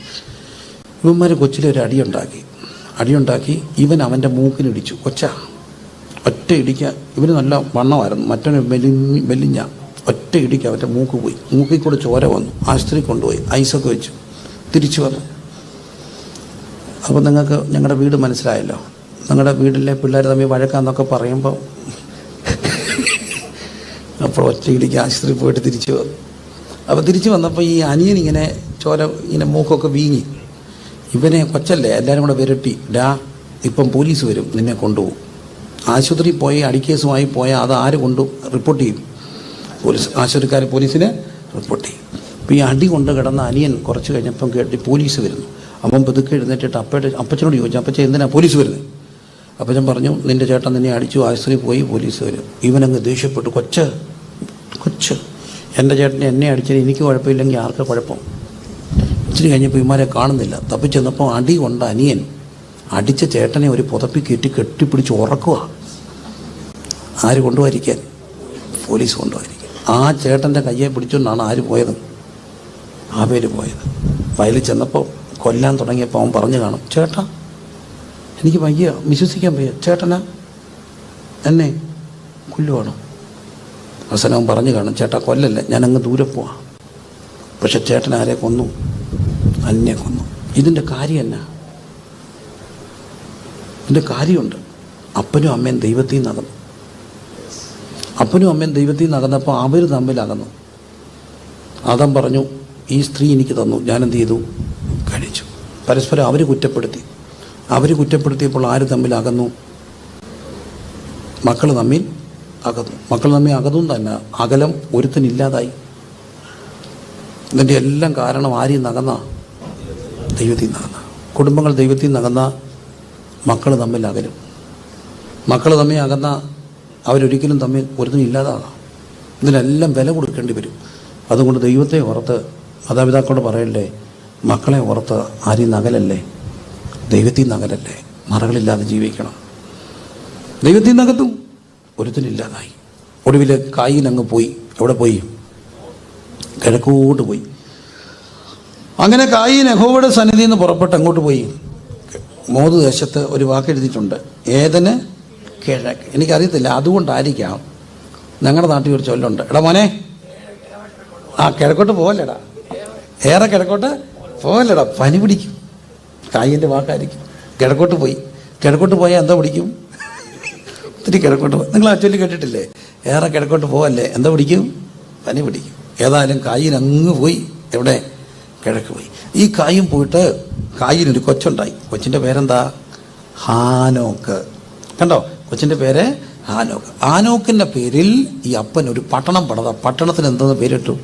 ഹാനോക്ക്. പട്ടണത്തിന് പേരിട്ടു ഹാനോക്ക്. പാവം പിടിച്ച അച്ചായൻ ഓട്ടോറിക്ഷ മേടിച്ചിട്ട് അതിൻ്റെ മുമ്പിൽ എഴുതി വെച്ചു ഹാനോക്ക്. അല്ലെങ്കിൽ പട്ടണത്തിന് ഹാനോക്ക്. നമ്മുടെ അച്ചായന്മാരൊക്കെ എന്തൊക്കെ എഴുതും? ഓട്ടോറിക്ഷ എഴുതും, അല്ലെങ്കിൽ വീടിൻ്റെ ഗേറ്റിൻ്റെ മുമ്പിൽ എഴുതും ബിജു നിവാസ്. എൻ്റെ മക്കളുടെ പേര്. പാവം ഒരു പട്ടണം തന്നെ പണിതിട്ട് അതിനെന്തോ ഇട്ടു? ഹാനോക്കെന്ന് പേരിട്ടു. പക്ഷേ ഹാനോക്കിനെ ആരെങ്കിലും ഈ ഹാനോക്കിനെ ഓർക്കുന്നുണ്ടോ? ഇല്ല. ഈ ഹാനോക്കല്ല മറ്റേ ഹാനോക്ക്. ഈ ഹാനോക്കിനെ ഓർക്കുന്നുണ്ടോ? ഇല്ല. അവിടെ ഒരു കാര്യമുണ്ട്. ദൈവം പേര് നിർത്തിയില്ലെങ്കിൽ നമ്മൾ പേരുണ്ടാക്കാൻ എന്തോ ചെയ്തിട്ട് ഒരു കാര്യമില്ല. അബ്രഹാമോട് ദൈവം പറഞ്ഞു, ഞാൻ നിൻ്റെ പേര് വലുതാക്കും. അതിന്നും വലുതായി കിടക്കുക. അവനവൻ വലുതാക്കാൻ നോക്കിയാൽ വലുതാവുമോ? ഇല്ല. അങ്ങനെ കിഴക്ക് പോയി. 5-ാം അധ്യായത്തിലേക്ക് വരുമ്പോൾ ആദത്തിന് അടുത്ത ഒരു കുഞ്ഞുണ്ടായി. ആ കുഞ്ഞിൻ്റെ പേരെന്താ? ശേത്ത്. ശേത്തിൻ്റെ വംശപാരമ്പര്യം. അപ്പോൾ അവിടെ ഒരു കൈന്യ വംശപാരമ്പര്യം വേറെ വരുന്നുണ്ട്. ഇവിടെ കാണുന്ന വംശപാരമ്പര്യം ആരുടെയാണ്? ശേത്തിൻ്റെ വംശപാരമ്പര്യം. എന്താണ്? ശേത്തിൻ്റെ വംശപാരമ്പര്യത്തിലൂടെ പോവുകയാണ്. അതിൽ ആദാം മുതൽ 7-ാമനായ ഹാനോക്കിൻ്റെ ചരിത്രം മുമ്പോട്ട് പോയിട്ട് 21-ാമത്തെ വാക്യം. ഹാനോക്കിന് 65 വയസ്സായപ്പോൾ അവൻ ആരെ ജനിപ്പിച്ചു? മെഥൂശലേഹ്. എല്ലാവരും ഒന്ന് പറഞ്ഞേ, ആരെ ജനിപ്പിച്ചു? മെഥൂശലേഹ്. അവരൊക്കെ പറഞ്ഞേ മെഥൂശലേഹ്. മെഥൂശലേഹ്. ഈ പറയുന്നത് എന്തിനാന്ന് ചോദിച്ചാൽ, പറഞ്ഞാൽ നമ്മളങ്ങ് മറക്കത്തില്ല. അല്ലാതെ എന്നെ അനുസരിക്കാൻ വേണ്ടി പറയുന്നതല്ലേ, വാശിയൊന്നും വേണ്ട. പറഞ്ഞാലും ഓർത്തിരിക്കും. ഹാനോക്കിന് ഒരു കുഞ്ഞ് ജനിച്ചു. ആ കുഞ്ഞിൻ്റെ പേരെന്താ? മെഥൂശലേഹ്. മെഥൂശലേഹ് എന്നുള്ള പേരിട്ടു. ഇന്നിട്ട കുഞ്ഞിൻ്റെ പേരെന്താ? നോയൽ. നോയൽ എന്ന് പേരിട്ടു. നോയൽ നല്ല പേരാണ്, നോയൽ. എന്നാലും ഈ പേരിടുമ്പോൾ ദൈവത്തോട് ചോദിക്കണം. ഈ ഹാനോക്ക് പേരിട്ടതൊരു വെളിപ്പാടായിരുന്നു. മെഥൂശലേഹ് എന്നുള്ള വാക്കിൻ്റെ അർത്ഥം ആർക്കെല്ലാം അറിയാമോ? അവൻ മരിക്കുമ്പോൾ അത് സംഭവിക്കും. When he dies it will happen. That is what meaning of Methuselah. അവൻ മരിക്കുമ്പോൾ അത് സംഭവിക്കും. ചുമ്മാ പേരിടല്ലേ. മൂത്ത മോന് ഒരാൾ പേരിട്ടു അനീഷ്. രണ്ടാമതൊരു പെണ്ണെ ആഗ്രഹിച്ചു, ഒരാണിനെ കെട്ടി, പേരിട്ടു സുനീഷ്. വീണ്ടും ഒരു പെണ്ണിനെ ആഗ്രഹിച്ചു, പക്ഷെ കിട്ടിയത് ഒരു മോന്, പേരിട്ടു ഫിനിഷ്. അനീഷ്, സുനീഷ്, ഫിനിഷ്. അങ്ങനെ വേണോ പേരിടാൻ? അല്ല. പേരിടുമ്പം ദൈവത്തോട് ചോദിക്കണം. ദൈവം ആലോചനയൊക്കെ തരും. ഒത്തിരി പേരുണ്ട് കുഞ്ഞ് എനിക്കിതിന് മുമ്പ് തന്നെ പേരൊക്കെ ദൈവസ്ഥാനത്തിൽ പ്രാർത്ഥിച്ച് മേടിക്കുന്നുണ്ട്. അപ്പോൾ പേരൊക്കെ കിട്ടും. ഏതായാലും മെഥൂശലേഹ് എന്നുള്ളത്. മെഥൂശലേഹ് എന്നുള്ള വാക്കിൻ്റെ അർത്ഥം അവൻ മരിക്കുമ്പോൾ അത് സംഭവിക്കും. അപ്പോൾ ഈ മുന്നറിവ് ആർക്കുണ്ടായി? ഹാനോക്കിന് ഉണ്ട്. അതുകൊണ്ട് മാതാപിതാക്കളോട് പറയട്ടെ, നമ്മുടെ വീടിനെ സംബന്ധിക്കുന്ന എന്തോ വേണം? മുന്നറിവ് വേണം. ഓരോ വീടിൻ്റെയും പ്രവാചകൻ ആരാണ്? ആ വീട്ടുകാരാണ്, അപ്പനും അമ്മയാണ്. പ്രവാചകരായിരിക്കണം. എൻ്റെ വീട്ടിൽ സംഭവിക്കാൻ പോകുന്ന കാര്യങ്ങൾ എന്നെ അറിയിക്കണേ, എനിക്കൊരു മുന്നറിവ് തരണമെന്ന് പ്രാർത്ഥിക്കണം. മാതാപിതാക്കൾ പ്രാർത്ഥിക്കണം. എന്തിനു വേണ്ടി? മുന്നറിവിന് വേണ്ടി. പറഞ്ഞേ, മുന്നറിവ്. എന്തിനെക്കുറിച്ച്? നമ്മുടെ വീടിനെ. കരം ഉയർത്തി പ്രാർത്ഥിച്ചേ. എല്ലാവരും ഗൗരവമായിട്ട് കാണുന്ന നിമിഷങ്ങളെ. എൻ്റെ വീടിനെ സംബന്ധിക്കുന്ന എന്ത് വേണം? മുന്നറിവ്. മറക്കരുത്. എന്ത് വേണം? മുന്നറിവ് വേണം. അങ്ങനെ മുന്നറിവിന് വേണ്ടി മെഥൂശലേഹ് ഉണ്ടായി. ഈ മെഥൂശലേഹ് മരിക്കുമെന്നുള്ള, അല്ലെങ്കിൽ അവൻ മരിക്കുമ്പോൾ അത് സംഭവിക്കുന്നുള്ള തിരിച്ചറിവിൽ ഈ അപ്പൻ സ്വാഭാവികമായിട്ടും അപ്പം ഇവനെ കാണുമ്പോഴും പോകുമ്പോഴും എല്ലാം പ്രാർത്ഥിച്ചു കാണും, ദൈവമേ ഇവൻ ഉടനെ എന്ത് ചെയ്യരുതേ, മരിക്കും. അതുകൊണ്ട് തന്നെ ഇവൻ്റെ മരണം നീണ്ടു പോയി. വേദപുസ്തക ചരിത്രത്തിൽ ഏറ്റവും കൂടുതൽ ജീവിച്ചത് ആരാ? മെഥൂശലേഹ്. എത്ര വർഷം? 969. കുറിച്ചിട്ടേ 969. 969. ഇനി ഒരു കണക്ക് നോക്കൂ. മെഥൂശലേഹിന് 187 വയസ്സായപ്പോൾ ലാമക്കിനെ ജനിപ്പിച്ചു. മെഥൂശലേഹിൻ്റെ ആദ്യം മൊത്തം ആയുസ് 969 മൈനസ് 187, 782. അടുത്തത് ലാമക്കിന് 182 വയസ്സായപ്പോൾ അവൻ ആരെ ജനിപ്പിച്ചു? നോഹയെ ജനിപ്പിച്ചു. 782 മൈനസ് 182 സമം 600. എത്രയായി? 600. സംഖ്യ പിടി കിട്ടിയോ? ഇനിയും 7-ാം അധ്യായത്തിൽ നോഹയ്ക്ക് 600 വയസ്സായപ്പോൾ ഭൂമിയിൽ എന്ത് തുടങ്ങി? ജലപ്രളയം. അപ്പം മെഥൂശലേഹിന് എത്ര വയസ്സായി? 600 അധികം 182 അധികം 187 സമം 969. കൃത്യം വെള്ളപ്പൊക്കം ഉണ്ടാകുന്ന വർഷം ആര് മരിച്ചു? മെഥൂശലേഹ് മരിച്ചു. മെഥൂശലേഹ് മരിക്കുമെന്ന് സംഭവിക്കുന്ന ആർക്കറിയായിരുന്നു? ഹാനോക്കിന് അറിയായിരുന്നു. മനസ്സിലാകുന്നുണ്ടോ? ഹാനോക്കിന് അറിയായിരുന്നു. ഹാനോക്ക് അന്നേരം ഉണ്ടോ? ഇല്ല. ഉണ്ടോ? ഇല്ല. പക്ഷേ ഹാനോക്കൊപ്പം പ്രാർത്ഥിച്ചതുകൊണ്ട് ആ തലമുറയിലൊരു ഗുണമുണ്ടായി. ഹാനോക്കിൻ്റെ മകൻ, മെഥൂശലേഹിൻ്റെ മകൻ, ലാമക്കിൻ്റെ മകൻ, നോഹയുടെ തലമുറയും നോഹയും ആര് പ്രിസർവ് ചെയ്തു? ദൈവം പ്രിസർവ് ചെയ്യും. ഒരു കാര്യം ഓർത്തോണേ, നമ്മൾ മരിച്ചാലും നമ്മുടെ പ്രാർത്ഥന സംസാരിക്കും. ഹാനോക്ക് എടുത്തുകൊണ്ടപ്പെട്ടു. പക്ഷേ ഹാനോക്ക് ഈ ഭൂമിയിൽ 300 വർഷം തൻ്റെ മകന് വേണ്ടി മുന്നറിവിൽ ഒരുക്കിയ കണ്ണീര് അത് വീണ്ടും സംസാരിച്ചു തുടങ്ങി. അത് വിശ്വസിക്കുന്നവർ ദൈവത്തിന് സ്തോത്രം ചെയ്തേ. കണ്ടോ, സംസാരിച്ചു. അങ്ങനെ നോഹ മരിക്കുമ്പോൾ നോഹയ്ക്ക് 600 വയസ്സായപ്പോൾ ഭൂമിയിൽ എന്ത് തുടങ്ങി? ജലപ്രളയം തുടങ്ങി. അപ്പോൾ ഭൂമി ജലപ്രളയം തുടങ്ങി. അപ്പോൾ നമുക്ക് എല്ലാവർക്കും എന്ത് വേണം? മുന്നറിവ് വേണം. എല്ലാവരും ഒന്ന് എഴുതിയിടാമോ? എന്ത് വേണം? മുന്നറിവ് വേണം. ഞാൻ പറയുന്നത് നിങ്ങൾ ലോകോത്തര പ്രവാചകരാകണമെന്നൊന്നുമല്ല. പക്ഷെ നമ്മുടെ വീടിനെ സംബന്ധിക്കുന്ന ചില വെളിപ്പാടുകളൊക്കെ ദൈവം തരും. ഒറ്റ കാര്യം ചെയ്താൽ മതി, കർത്താവേ എന്നെ അറിയിക്കാതെ എൻ്റെ വീട്ടിലൊന്നും സംഭവിക്കരുതെന്ന് പ്രാർത്ഥിക്കും. അതിനൊരു വലിയ പ്രവാചകൻ വരണ്ട, അവരെ തേടി പോകണമെന്നുമില്ല. പ്രവാചനം തെറ്റല്ല, പ്രവചനം ഉള്ളതാണ്. പക്ഷെ അവരെ തേടി പോകണ്ട. ദൈവം നിങ്ങളെ അറിയിക്കാനുള്ളതൊക്കെ എന്ത് ചെയ്യും? അറിയിക്കും. അതിനുവേണ്ടി പ്രാർത്ഥിക്കുക, മുന്നറിയിപ്പ്. അങ്ങനെ 6-ാം അധ്യായത്തിൽ, ഈ 6-ാം അധ്യായത്തിലാണ് പ്രളയ കാരണം കാണുന്നത്. എന്താണ്? ബോധിച്ച ഏവരെയും എന്തായിട്ടെടുത്തു? ഭാര്യമാരായിട്ടെടുത്തു.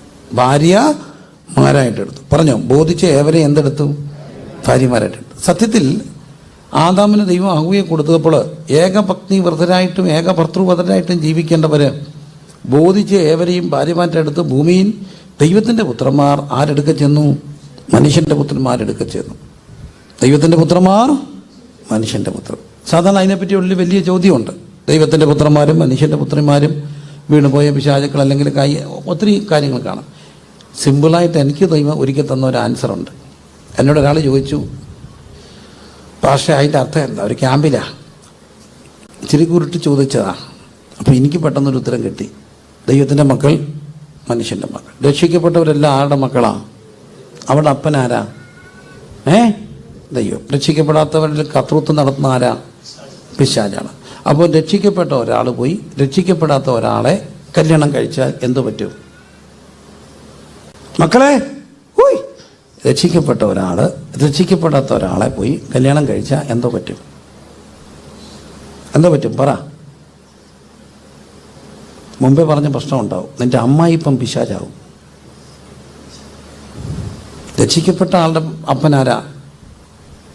ദൈവം. രക്ഷിക്കപ്പെടാത്തവർ കർത്തൃത്വം നടന്ന ആരാ? പിശാച. അപ്പോൾ അവരെ കല്യാണം കഴിച്ചാൽ അമ്മായിപ്പനാരാകും. എന്തിനും ഏതിനും പറയും, എന്തിനാണ് എൻ്റെ കൊച്ചിനെ വഴക്കുണ്ടാക്കി, എന്തിനാണ് അവളെ കൊണ്ട് യോഗത്തിന് പോയേ, നിനക്ക് മര്യാദ തന്നെ പോയാൽ പോരാടാ എന്നും പറഞ്ഞിട്ട് ഈ അമ്മായിപ്പന് എപ്പോഴും എന്തിനു വരും? വഴക്കിന് വരും. അങ്ങനെ വഴക്കിന് വരാതിരിക്കണമെങ്കിൽ ദൈവത്തിൻ്റെ പുത്രന്മാർ ആരെടുക്ക പോയി? മനുഷ്യൻ്റെ പുത്രന്മാരെടുക്ക പോയി. ബോധിച്ച ഏവരെയും അന്ന് ഒറ്റയാളെ ദൈവം തിരഞ്ഞെടുത്തു. ആരെ? നോഹയെ. കാര്യമുണ്ട്. നോഹയ്ക്ക് ആരെ ബോധിച്ചു? ദൈവത്തെ ബോധിക്കാൻ കാര്യം. നോഹയ്ക്ക് എത്ര ഭാര്യമാരുണ്ടായിരുന്നു? 1. അപ്പം അന്നെല്ലാവരും ഒത്തിരി പേരുടെ ബഹുഭാര്യത്വം ഉള്ളപ്പം നോഹയ്ക്ക് മാത്രം എത്ര ഭാര്യ? 1 ഭാര്യ. തത്വത്തിൽ നോഹയ്ക്ക് ഭാര്യ ബോധിച്ചത് കൊണ്ട് ദൈവത്തിന് ആരെ ബോധിച്ചു? നോഹയെ ബോധിച്ചു. അപ്പം ദൈവം ബോധിക്കാനുള്ള വഴി എന്തുവാ?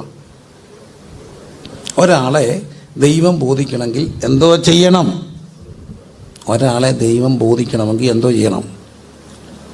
സിമ്പിളാണ്. അവൻ്റെ ഭാര്യയെ എന്ത് ചെയ്യണം? ബോധിക്കണം. ഒരു സഹോദരിയെ ദൈവം ബോധിക്കണേ എന്തോ ചെയ്യണം? ദൈവം ബോധിക്കണേ എന്തോ ചെയ്യണം? ദൈവം തന്ന ഭർത്താവിനെ എന്ത് ചെയ്യണം? ബോധിക്കണം. അങ്ങനെ വലിയ മിടുക്കനൊന്നും ആയിരിക്കത്തില്ല. അതിനെക്കാട്ടിലും കഴിവുള്ള 1000 പേര് കാണും. പക്ഷെ അവരെ എന്ത് ചെയ്യണം? ബോധിക്കണം. നിങ്ങളെ കഴിവിനെക്കാട്ടിലും കൂടുതലുള്ള ഭാര്യമാർ വേറെ പെണ്ണുങ്ങളൊക്കെ കാണും. പക്ഷെ ദൈവം തന്നതിനെ എന്ത് ചെയ്യണം? ബോധിക്കണം. പറഞ്ഞ്, ദൈവം തന്നതിനെ ബോധിച്ചാൽ ആര് ബോധിക്കും? ദൈവം ബോധിക്കും. ദൈവം തന്നതിനെ ബോധിച്ചാൽ ആര് ബോധിക്കും? ദൈവം ബോധിക്കും. വലിയ കഴിവൊന്നുമില്ലെങ്കിലും ആ പാവം അവിടെ ഇരുന്നോട്ടെന്ന് അങ്ങ് വെക്കണം. അവരെ ലവ് ഈസ് എ ചോയ്സ് എന്നാണ്. നമ്മളൊരാളെ സ്നേഹിക്കാൻ തീരുമാനിക്കുകയാണ്. Love is a choice. സ്നേഹം ഒരു തീരുമാനമാണ്. ഞാൻ ഇന്ന വ്യക്തിയെ എന്ത് ചെയ്യാൻ തീരുമാനിക്കുന്നു? സ്നേഹിക്കാൻ തീരുമാനിക്കുന്നു. അപ്പം അവിടെയാണ് വ്യത്യാസം വരിക. ബോധിച്ച ഏവരെയും ഭാര്യമാരായിട്ടെടുത്ത കാലഘട്ടത്തിൽ നോഹയ്ക്ക് ആരെ ബോധിച്ചു? ഭാര്യയെ ബോധിച്ചു. അതുകൊണ്ട് നോഹയെ ആരെ ബോധിച്ചു? ദൈവം. നമ്മുടെ കഴിവുകളൊന്നും കണ്ടിട്ടല്ല ദൈവം ബോധിക്കുക. എപ്പോഴും ഓർത്തോണം, ഒരു പക്ഷേ ഒത്തിരി മിടുക്കർ വേറെ കാണും. അവരെ ഒന്നും ബോധിക്കണ്ട, നമുക്കുള്ളതിനെ ബോധിക്കുക. ഞാൻ കല്യാണം കഴിച്ചു കഴിഞ്ഞ് എനിക്ക് ഒത്തിരി സ്ട്രഗിൾസ് ഉണ്ടായിട്ടുണ്ട് വീട്ടിൽ. എൻ്റെ ഏറ്റവും വലിയ സ്ട്രഗിൾ ഇതായിരുന്നു. ഞങ്ങൾക്കത് പറയുന്നതിനൊരു മടിയില്ല. എൻ്റെ ഭാര്യ വലിയ ഇൻട്രോവേർട്ടായിരുന്നു. ഇപ്പോൾ ഒത്തിരി മാറി. Everybody needs space and time. അപ്പോൾ എൻ്റെ അമ്മയൊക്കെയാണ് ഭയങ്കര എക്സ്ട്രോവേർട്ടായിരുന്നു. അമ്മ ഭയങ്കര എക്സ്ട്രോവേർട്ടായിരുന്നു. അമ്മ ഒരു ഗുണ്ടുമണിയായിരുന്നു. എല്ലാവരെയും കണ്ട വർത്താനം പറഞ്ഞു, മോനെ, അക്കളി, 1000 പേരുടെ പേരറിയും, എല്ലാവരെയും പേര്, വാക്കുകൾ. അയ്യോ, അമ്മ വലിയൊരു സംഭവമായിരുന്നു. എൻ്റെ ഭാര്യ അധികം വർത്താനം പറയാത്ത ഒരാളായിരുന്നു, പറയും. അപ്പോൾ എൻ്റെ ടെൻഷൻ, ഭാര്യ മിണ്ടുന്നില്ല. എടി മിണ്ടടി മിണ്ടടി എന്ന് പറഞ്ഞാൽ അവളെപ്പോഴും തെറ്റിപ്പോവും. പേര് ചോദിച്ച് തെറ്റും, അത് തെറ്റും. അങ്ങനെ ഇരിക്കെ എൻ്റെ ടെൻഷൻ മാറുന്നത് എങ്ങനെയാണെന്നറിയാവോ? ഞാനും എൻ്റെ ഒരു കൂട്ടുകാരനും കൂടെ, അവനൊരു ഡ്രൈവറായിരുന്നു, എൻ്റെ റോഡിൽ നിൽക്കുക. അപ്പോൾ ഒരു ചെറുക്കനൊരു പെണ്ണിനെയും കൊണ്ട് വന്നു, ബൈക്കിൽ പോകുന്നു. സുന്ദരി പെണ്ണെന്ന് പറഞ്ഞോ, അതീവ സുന്ദരിയായ ഒരു പെണ്ണിനെയും കൊണ്ടാവും ബൈക്കിൽ പോവുക. എൻ്റെ അടുത്തിരുന്നവൻ അറിയാതെ പറഞ്ഞു പോയി, ഭാഗ്യവാൻ, എവിടുന്ന് കിട്ടിയടാ ഇവനിവിടെ സുന്ദരി. ഞാനും ഓർത്തു, ഇവൻ വലിയ സ്മാർട്ടൊന്നുമല്ല, ഇത്രയും നല്ല പെണ്ണ. 1-2 ആഴ്ച കഴിഞ്ഞപ്പോൾ ഇവൻ എൻ്റെ അടുക്ക് വന്നിട്ട് പറഞ്ഞു, എടാ പ്രിൻസേ, അവൻ നമുക്കറിയാവുന്നൊരു കുഞ്ഞാ, നീ എൻ്റെ വീട്ടിൽ വരെ വരണം. ഞാൻ പറഞ്ഞോടോ, നീ ഭാഗ്യവാനാണോടോ, എന്നെ സുന്ദരിയോടാ, ആരോടാ ആലോചിച്ച്, എവിടുത്തെ വരുത്തിയാടാ, മിണ്ടാരിടാ, സുന്ദരി, വായെടുത്ത തെറിയെ പറയത്തുള്ളൂ, നീ വീട്ടിൽ വരെന്ന് പറഞ്ഞു, ഒന്നും സംസാരിക്കണം. ഞാനൊരു സന്ധ്യയ്ക്ക് ഇവൻ്റെ വീട്ടിൽ ചെന്ന്, എൻ്റെ പൊന്നച്ചാ, ആ വീടിൻ്റെ വാതിക്കലോട്ട് ഞാൻ ചെന്നപ്പോൾ ഇവള് ഉറഞ്ഞതുള്ളി നീക്കിയ. സത്യമായിട്ടും പറയട്ടെ, ഈ തെറി പൂരപ്പാട്ടെന്നൊക്കെ പറയുന്ന സംഭവം അനർഗളമായി ഇങ്ങനെ പ്രവഹിക്കുകയാണ്. പ്രാസം ഒപ്പിച്ച് അവിടെ വായിന്ന് ഞാൻ അവിടെ ഇരുന്നുകൊണ്ട് ചെയ്തത്, എൻ്റെ ഭാര്യ ഓർത്ത് സ്തോത്രം ചെയ്തു. സംസാരിച്ചില്ലെങ്കിൽ ഇന്ന് വരെ അവൾ ചീത്ത വിളിക്കത്തില്ല. അവിടെ വായി കമ്പിട്ട് കുത്തിയാൽ അവിടെ വായിന്ന് ഒരു ചീത്ത വരത്തില്ല. അവൾക്ക് ചീത്ത വിളിക്കാൻ അറിയത്തില്ല. അപ്പം ഏതാ നല്ലേ? അപ്പം നമുക്ക് ലഭിച്ചതിനെ ഓർത്ത് ദൈവത്തിന് എന്ത് ചെയ്യണം? സ്തോത്രം ചെയ്യണം. ഒന്ന് സ്തോത്രം ചെയ്തേ. നമുക്ക് ലഭിച്ചതിനെ ഓർത്ത് ദൈവത്തിന് എന്ത് ചെയ്യണം? സ്തോത്രം ചെയ്യണം. മനസ്സിലാവുന്നുണ്ടോ? ലഭിച്ചതിനെ ഓർത്ത് ദൈവത്തിന് എന്ത് ചെയ്യണം? സ്തോത്രം ചെയ്യണം. അങ്ങനെ നോഹ ഭാര്യയെ ബോധിച്ചത് കൊണ്ട് ദൈവം ആരെ ബോധിച്ചു? നോഹയെ ബോധിച്ചു. അങ്ങനെ നോഹയും തൻ്റെ 3 പിള്ളേർ, ശേം, ഹാം, യാഫേത്ത്, അവരുടെ ഭാര്യമാർ, അങ്ങനെ 8 അംഗത്തെ ദൈവം പെട്ടകത്തിൽ കയറ്റുകയാണ്. ഈ പെട്ടകം പണിയാൻ വേണ്ടി ദൈവം ആരോട് പറഞ്ഞു? നോഹയോട് പറഞ്ഞു. അവിടെ വളരെ കൃത്യമായിട്ട് മനസ്സിലാക്കേണ്ട കാര്യം, തോന്നിയ പോലെ പെട്ടകം പണിയാനൊക്കില്ല. നിനക്ക് ഇഷ്ടത്തിലല്ല പണിയേണ്ടത്, ഞാൻ പറയുന്ന പോലെ പണിയണമെന്ന് പറഞ്ഞു. അത് ഗോഫർ മരം കൊണ്ട് പെട്ടകം ഉണ്ടാക്കണം. 14ാമത്തെ വാക്യം 6:14. എന്തുകൊണ്ടുണ്ടാക്കണം? ഗോഫർ മരം കൊണ്ടുണ്ടാക്കണം. എന്നിട്ട് അടുത്ത വാക്യം കണ്ടോ, ആ പെട്ടകത്തിന് എന്തോ ഉണ്ടാക്കണം? അറകൾ. You have to make rooms. എന്ത് വേണം? റൂം വേണം. നമ്മൾ ആദ്യം പറഞ്ഞൊരു വാക്ക് മറക്കരുത്. എന്ത് വേണം? ഇച്ചിരി മുമ്പേ പറഞ്ഞേ, മുന്നറിവ്. മറക്കരുത്. എന്ത് വേണം? മുന്നറിവ്. എല്ലാവരും പറഞ്ഞേ, എന്ത് വേണം? മുന്നറിവ്. ഉറക്കെ പറഞ്ഞേ, മുന്നറിവ്. മുന്നറിവ് പ്രാർത്ഥിക്കണം കേട്ടോ. എന്ത് വേണം? മുന്നറിവ്. 2, നീ നിന്റെ മുറിക്ക്, പെട്ടകത്തിന് എന്തു വേണം? അറകൾ വേണം. റൂംസ് എന്നുള്ളതാണ്, അറകൾ വേണം. എവരി ഫാമിലി, ഒരു വീടെന്ന് പറഞ്ഞാൽ വീടിന് എന്തോ വേണം? മുറി വേണം. നമ്മളൊരു വീട് പണിയുമ്പോൾ ആദ്യം ചോദിക്കുന്ന ഒരു കാര്യമുണ്ട്, എത്ര മുറിയുണ്ട്? എന്തിനാ മുറി? തത്വത്തിൽ എന്തിനാ മുറി? മുറിക്കൊരു പർപ്പസ് മെയിനായിട്ടുള്ളത് സ്വകാര്യതയാണ്. നമ്മുടെ വീട് സത്യത്തിൽ നമ്മുടെ എന്താ? സ്വകാര്യതകളാണ്. അവിടെ മാസ്റ്റർ ബെഡ്റൂമുണ്ട്, പിള്ളേരുടെ റൂമുകളുണ്ട്, പിന്നെ ഫാമിലി ഡൈനിങ് ഉണ്ട്. എന്തിനാണത്? പ്രധാനമായിട്ടും കമ്മ്യൂണിക്കേഷനാണ്, സ്വകാര്യതകളാണ്. ഒരു വീടിനകത്ത് എന്ത് വേണം? മുറി വേണം. വേണ്ടേ? വേണം. അപ്പനും അമ്മയും അവർക്കൊരു മുറി, അവർ തമ്മിലുള്ള കമ്മ്യൂണിക്കേഷൻ. മക്കളെല്ലാം കൂടി ഇരിക്കുന്നു, പ്രാർത്ഥിക്കുന്നു, കഴിക്കുന്നു. എന്താണ് കമ്മ്യൂണിക്കേഷൻ? മുറി. പക്ഷേ ഇന്ന് പലയിടത്തും മുറികളല്ല ഉള്ളത്, മതില. അതിനെ വല്ലാതെ ഭയപ്പെടുത്തുന്നുണ്ട്. ചെറിയ കാര്യമല്ല. മിക്ക വീട്ടിലും 2 നിലയുണ്ട്. പിള്ളേരെവിടെ ആയിരിക്കും? മുകളത്തെ നില. മേളിലോട്ട് കയറിയിട്ട് കുറേ നാളായില്ലേ? ഒന്നാമത്തെ കാര്യം, മുട്ടുവയ്യ അല്ലേ? പിള്ളേർ മേളിലായിരിക്കും. ഞാനൊരു വീട്ടിൽ ചെന്നു. ആ വീട്ടിൽ തന്നെ വിളിച്ചത് കുഞ്ഞിന് വേണ്ടി പ്രാർത്ഥിക്കാനാണ്. സങ്കടം തോന്നി. പക്ഷെ അത് ഒരാളുടെ ചരിത്രമല്ല കേട്ടോ, അത് റെപ്രസെൻ്റ് എ കമ്മ്യൂണിറ്റി. അപ്പോൾ അമ്മ എന്നോട് പറഞ്ഞു, കുഞ്ഞിന് വേണ്ടി പ്രാർത്ഥിക്കണം, വരണം. ചെന്നപ്പം അമ്മ മോന് ടെസ്റ്റ് അയച്ചു. Son, could you please come down, uncle is waiting. അവൻ തിരിച്ചൊരു മെസ്സേജ് അയച്ചു, sorry, I am not in a mood to come. അപ്പം ഞാൻ പറഞ്ഞു എവിടെ അവൻ കിടക്കുന്ന ആ മുറി? ഞാൻ പോയി വിളിക്കാം. അമ്മ പറഞ്ഞു പാസ്റ്ററേ പോകണ്ട. പാസ്റ്റർ ഇപ്പം വിളിക്കുമ്പോൾ ഒന്നും പറയത്തില്ല, പക്ഷെ പോയി കഴിയുമ്പോൾ അവൻ ഇവിടെ ചവിട്ട് നാടകം കുച്ചിപ്പുടി എല്ലാം കളിക്കും. അതുകൊണ്ട് പിന്നെ ഒരിക്കലായിട്ട് ആ വീട്ടിലുള്ളത് ഒരേ വീടിനകത്താണെങ്കിലും അവിടെ മുറിയാണോ മതിലാണോ? മതിലാണ്. എൻ്റെ പൊന്നോമന സഹോദരങ്ങളോട് പറയട്ടെ, നമ്മൾ അറിയാതെ നമ്മുടെ വീടുകൾക്കകത്ത് മതിലുയരുക. നമ്മളറിയുന്നില്ല, കമ്മ്യൂണിക്കേഷൻ കുറയുക. ഇത് വളരെ ഗൗരവമായിട്ട് കാണണം. കുഞ്ഞുങ്ങൾ പലരും മേളിലാണ്, എൻ്റെ വീട്ടിലും മേളിലാണ്, ഓളിൻ്റെ മേളിൽ, വീട്ടിൽ തലയിടാതെ ഓളിൻ്റെ മേളിലൊരു ഗസ്റ്റ് റൂമുണ്ട്. ആമ്പിള്ളേരെല്ലാം കൂടെ അങ്ങോട്ട് പോകും. പിന്നെ ഇവരെ കാണണമെങ്കിൽ നമ്മളൊന്ന് കാത്തു നിൽക്കണം. കമ്മ്യൂണിക്കേഷൻ കുറയുക. വളരെ കൃത്യമായിട്ട് പറയട്ടെ, നമ്മളെല്ലാവരും പ്രാർത്ഥിക്കണം തമ്പുരാനോട്, ദൈവമേ എന്തുണ്ടാകല്ലേ? മതിലുണ്ടാകല്ലേ. കര ഉയർത്തി പ്രാർത്ഥിച്ച് മതിലുണ്ടാകല്ലേ. അതുകൊണ്ടാണ് കർത്താവ് പറയുന്നൊരു കാര്യമുണ്ട്. ഈ മതിലുകളെ പറ്റി പറയുമ്പോൾ അതൊരു യെരിഹോവിൻ്റെ എന്തുണ്ടായിരുന്നു? മതിൽ. അത് പുറത്തായിരുന്നോ അകത്തായിരുന്നോ? പുറത്തായിരുന്നോ അകത്തായിരുന്നോ? പുറത്തായിരുന്നു. നമ്മൾ കയറാതിരിക്കാൻ വേണ്ടിയാണ് ആ മതിൽ.